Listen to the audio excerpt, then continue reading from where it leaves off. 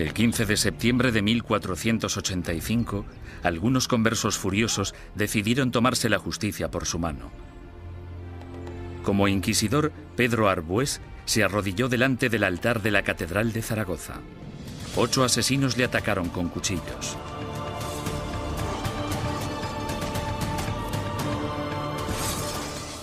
Arbués murió al día siguiente, y con él la esperanza de todos los conversos españoles, pues el desdichado complot hizo que los judíos perdieran la simpatía pública para siempre y garantizó a la Inquisición un lugar en la sociedad española durante las generaciones venideras.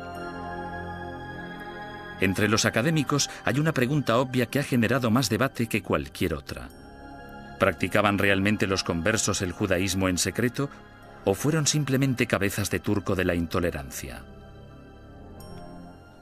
El problema desde un punto de vista técnico es que la única fuente de información que tenemos para responder a esta pregunta proviene del Santo Oficio. En consecuencia, el tema a tratar es, ¿debemos creer totalmente en los hermanos del Santo Oficio que investigaron a los conversos? ¿O debemos pensar que fue básicamente un fraude, una gran exageración basada en falsos testimonios? A petición del inquisidor general Torquemada, en marzo de 1492, el rey Fernando emitió otro edicto de expulsión. Se daba a los judíos 4 meses para aceptar el bautismo o abandonar España. Durante los meses siguientes, casi la mitad de la población judía de España, unas 40.000 personas, abandonó el país. Los demás se quedaron y se convirtieron al cristianismo. Simplemente cayeron en la misma trampa que habían tendido a sus antepasados judíos hacía 100 años. Por tanto, los judíos no ganaban nada convirtiéndose. La situación social no cambió en ningún sentido. Solo podía ir a peor para la gente de origen judío. No lloréis a vuestra partida, pues vosotros tenéis que beber vuestra propia muerte de un sorbo, mientras que nosotros tenemos que quedar atrás, entre esta gente malvada, recibiendo la muerte de ellos cada día. Juan de León, judío español converso. En 1499, la orden de expulsión se amplía para incluir a todos los musulmanes no convertidos de España. Durante los casi 25 años siguientes, una serie de rebeliones, expulsiones y bautismos forzados generan otra clase social de nuevos conversos al cristianismo, los moriscos. Lo que tenemos aquí es el mismo escenario que el de los conversos. Un grupo de gente que pertenecía a otra cultura y a otra religión y que ahora eran teóricamente cristianos. Esta era una situación hecha a medida que la Inquisición utilizó para apartar a los musulmanes y hacerles practicar el cristianismo. Las persecuciones de moriscos se triplicaron durante los siguientes 100 años. Sin embargo, estos no pudieron o no quisieron adaptarse.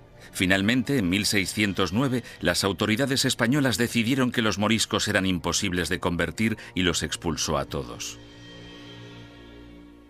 El odio por la Inquisición española era tan intenso entre los musulmanes como entre los judíos. En su intento de conservar el catolicismo como la única religión de España, la Inquisición española encarceló a ciudadanos inocentes, confiscó propiedades, destruyó familias y mandó a miles de personas a la muerte. Lo que no utilizó muy a menudo, según los historiadores, es lo que la ha hecho tan famosa: la tortura. Una de las cosas que se han podido afirmar con seguridad gracias al reciente estudio de la Inquisición es que la tortura se utilizó en muy pocas ocasiones en dicha institución. La tortura se utilizaba única y exclusivamente para sonsacar la confesión, y una vez se había conseguido, la tortura cesaba. Los inquisidores se enfurecían si sus subordinados torturaban a individuos demasiado viejos, demasiado enfermos, leprosos o supuestos enfermos mentales. Tampoco querían que se torturara a niños. Pero no importa la poca frecuencia de uso, la Inquisición tenía reglas concisas sobre cómo ejercer la tortura. A los prisioneros, ya fueran mujeres u hombres, se les desnudaba. Solo se les cubría sus partes íntimas. No todo el clero de entonces practicaba el celibato, Y todos los que lo practicaban no eran capaces de contemplar una escena de estas características una y otra vez sin sentir el más mínimo arrebato de sadismo o satisfacción sexual. Decir que esto podía prolongarse durante siglos es no comprender en absoluto la naturaleza de la sexualidad humana. La garrucha, versión modernizada de la estrapada medieval, se convirtió en el método de tortura más común. El potro, probablemente el instrumento de tortura más famoso de todos, también era muy efectivo, aunque tenía algunos inconvenientes. Su uso no podía prolongarse porque una de las reglas vitales de la tortura era que la Inquisición no podía derramar sangre. Si se vertía una gota de sangre, la tortura debía suspenderse. La toca, o tortura con agua, se convirtió en la favorita de los inquisidores españoles. Durante el terrible sufrimiento, la boca del prisionero se mantenía abierta a la fuerza y se introducía una pieza de ropa por la garganta. Luego se vertía agua por la garganta, de modo que la pieza de ropa quedaba empapada y provocaba al prisionero violentos espasmos. Durante la Inquisición española, la tortura no podía aplicarse más de 3 veces y nunca durante más de 15 minutos. Las afirmaciones que hacían los prisioneros no eran legales, a no ser que las ratificaran 24 horas después, lejos de la sala de tortura. Hubo inquisidores que rompieron las reglas, aunque lo hicieron por ignorancia, más que por malicia. El buen juez debe hacer caso omiso de los gritos, lloros, suspiros, temblores o del dolor del acusado. Y toda tortura debe realizarse con tal cuidado que el acusado no se vuelva loco, ni quede herido, lesionado ni indebidamente angustiado. J. Damunder, testigo ocular de las torturas. Se les pedía que siguieran las normas del libro, eso era todo. Yo no he encontrado, sinceramente, demasiados indicios de que se rompieran dichas normas. Me refiero a que tal vez estaban más dispuestos a seguir los procedimientos que los policías de hoy en día. La Inquisición española realizó algunas innovaciones en el área del castigo. La cruz amarilla que llevaban los herejes medievales en sus vestimentas evolucionó hasta un atuendo llamado San Benito. Estas ropas debían vestirse en el juicio conocido como el auto de fe o acto de fe, y luego por encima de la ropa de calle mientras durara la penitencia. La gente que iba por la calle era objetivo de todo tipo de comentarios sarcásticos. Los niños les tiraban piedras, todo esto hacía muy difícil poder ganarse la vida. Ni tan siquiera la muerte liberaba al hereje de la vergüenza. El hábito con el que se enterraba al difunto se colgaba en la parroquia del lugar para recordar a todo el mundo en la ciudad que esa persona y su familia estaban relacionados con la herejía. Muerte y humillación no eran los únicos escollos de la Inquisición. Uno de sus castigos más temidos era convertirse en esclavo en las galeras españolas.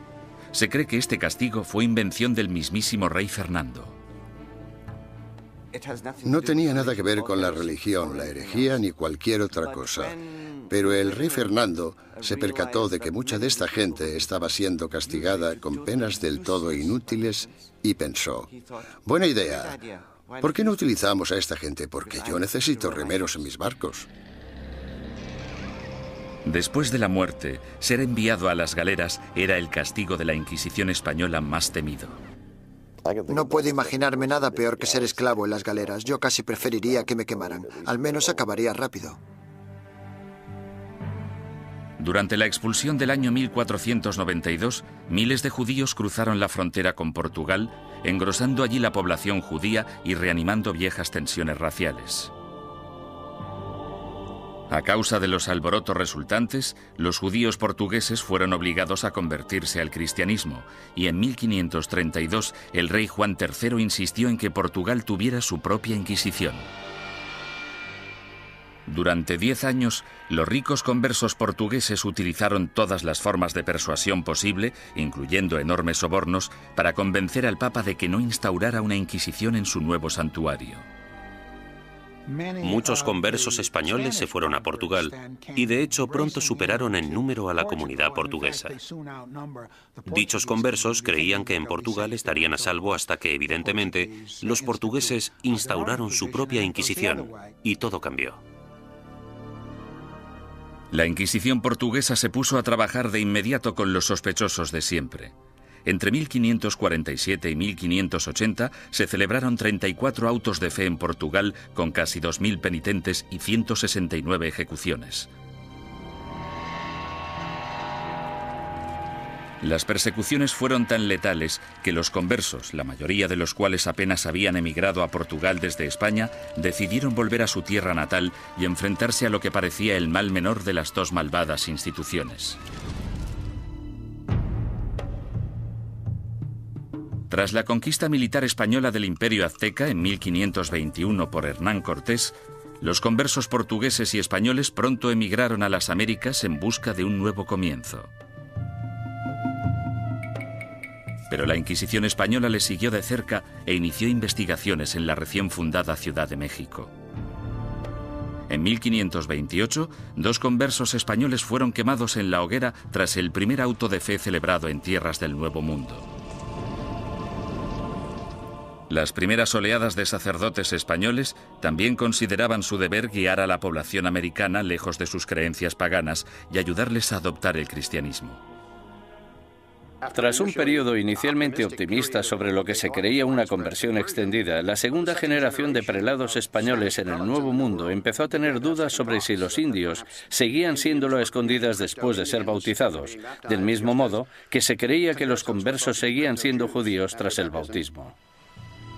En contra de la política estricta y reacia aplicada tanto a judíos como a musulmanes en España, la Suprema finalmente decidió que los indios simplemente eran incapaces de asimilar las creencias cristianas y que, por tanto, estaban fuera del alcance de la conversión.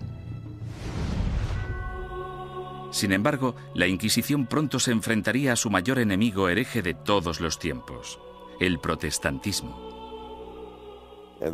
Y en ocasiones incluso fueron torturados por la Inquisición, lo que parece muy injusto, pero eran protestantes y eran una presa fácil.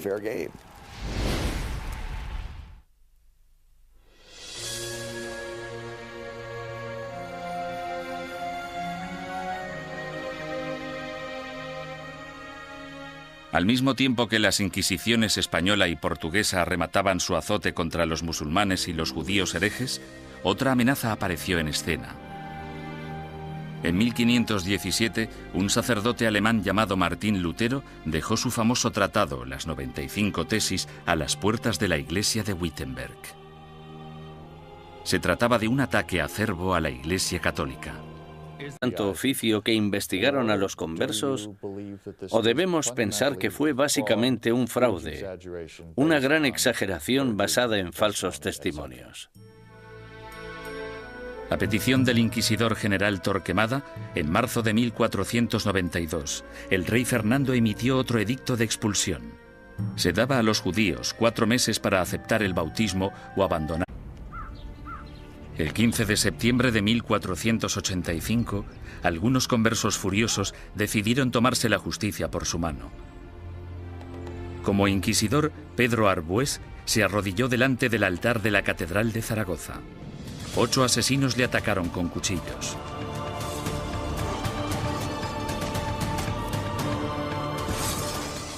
Arbués murió al día siguiente, y con él la esperanza de todos los conversos españoles, pues el desdichado complot hizo que los judíos perdieran la simpatía pública para siempre y garantizó a la Inquisición un lugar en la sociedad española durante las generaciones venideras.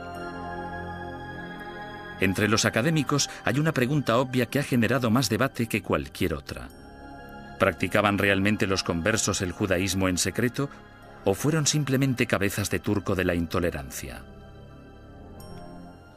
El problema desde un punto de vista técnico es que la única fuente de información que tenemos para responder a esta pregunta proviene del Santo Oficio. En consecuencia, el tema a tratar es: ¿debemos creer totalmente en los hermanos del Santo? España. Durante los meses siguientes, casi la mitad de la población judía de España, unas 40.000 personas, abandonó el país. Los demás se quedaron y se convirtieron al cristianismo. Y simplemente cayeron en la misma trampa que habían tendido a sus antepasados judíos hacía 100 años.